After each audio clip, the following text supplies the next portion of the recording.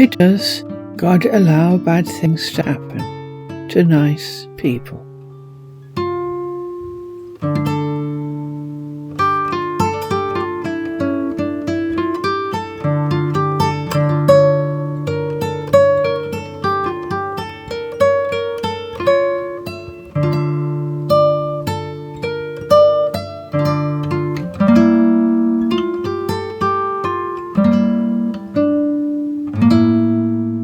There are very few videos in this playlist, but we can immediately answer the question by simply saying, God, in whatever way one views God, has no involvement in what we view as good or bad. This ultimate intelligence has a plan for the evolution of the universe. There are intelligences that help with this plan, but the only good that exists is whether everything is going to plan, and the only bad that exists is whether it is not going to plan. And the only reason it may not be going to plan is because the only creature on earth that does not follow instructions is man.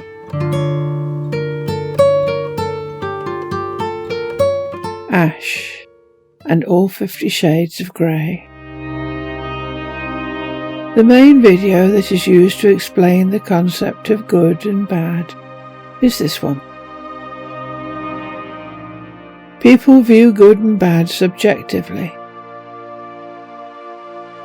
They either view it from a totally personal point of view, is it good for me or bad for me? Or they try to include a perhaps slightly larger known group and try to empathise.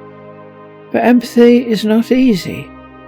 You could be setting yourself up as the saviour of a group that does not want to be saved from an evil the group does not regard as evil. And this leads us on to the conclusion that the philosopher Nietzsche also came to, that good and bad must be handled using workable, agreed, not imposed, human-devised laws, and that stability and environments conducive to creativity are only created when these laws are followed and transgressors stopped, even if the law is detrimental to them, and intelligences are not involved in this at all.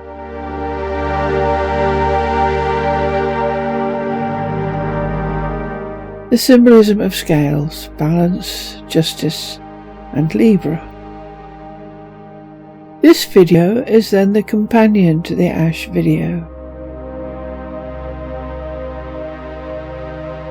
It explores, using the story of Daniel and the writing on the wall, how justice was once regarded as simply going with the laws of nature, or, if you prefer, keeping to God's plan.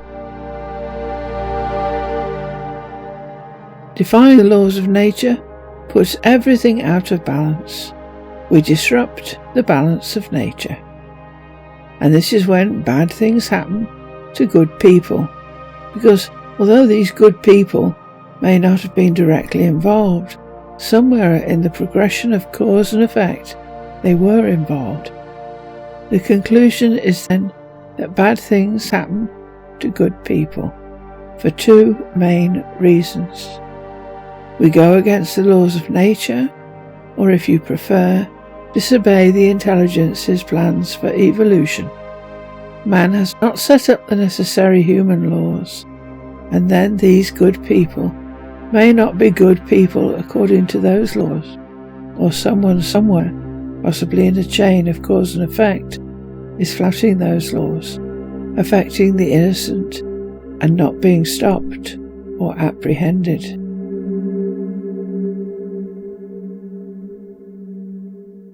Overall,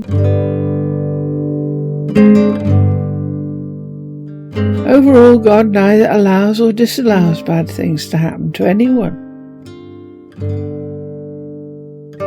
But in very, very simplistic terms, God is not some personal God at your beck and call. God is the Creator, maintainer and destroyer of a universe so vast and so intricate that we would be hard-pressed to take in even the minutest fraction. Even then, our part of this universe may be the product of intelligences he, she, it may regard as small fry.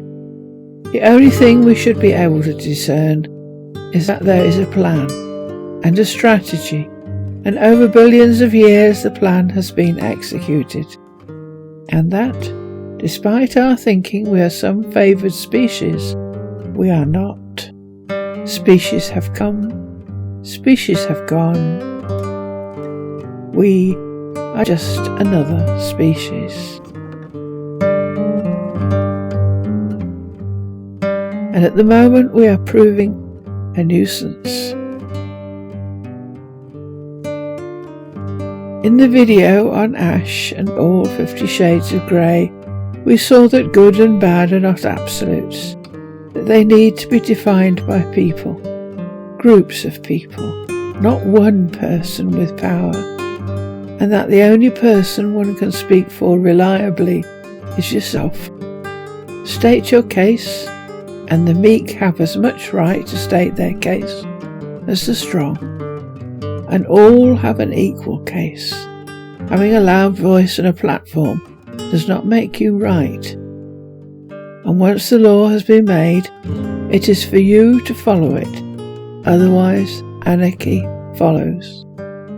At the moment we have gone against the laws of nature, and nature is in some senses punishing us. But there is no malice, or good, or bad involved. No God. If anyone flouts the law, punishment is in a sense built in.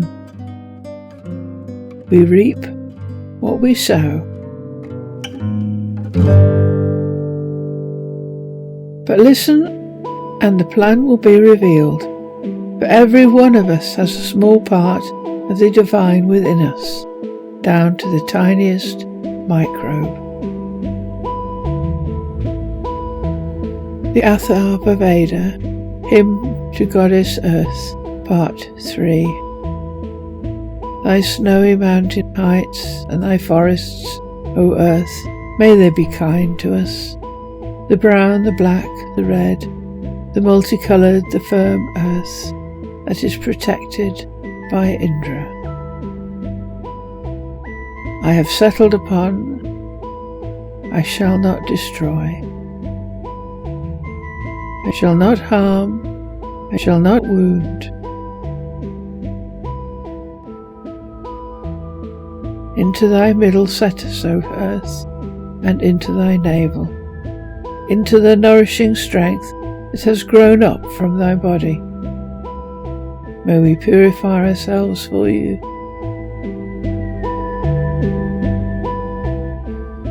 The earth is the mother, and I, the son of the earth. Paro Anya is the father. May he too save us. The earth upon which the holy men place the altar, upon which they, devoted to all holy works, unfold their sacrifice, upon which are to be found the twin pillars, the sacrificial posts, erect and brilliant, that earth shall help us prosper, and we shall help her thrive. Him that hates us, O earth, him that battles against us, him that is hostile towards us with his mind and his weapons, may we fight together to overcome him. Together we shall anticipate his actions by our deeds. Mortals born of thee live on thee. Thou supportest both bipeds and quadrupeds. To thee, O earth, belong the 5 races of men, the mortals, upon whom the rising sun sheds undying light with his rays. These creatures altogether shall yield milk for you, O earth. May you give us the honey of wisest words upon the firm, broad earth, the all-begetting mother of the plants, that is supported by divine law. Upon her, propitious and kind, may we ever pass our lives.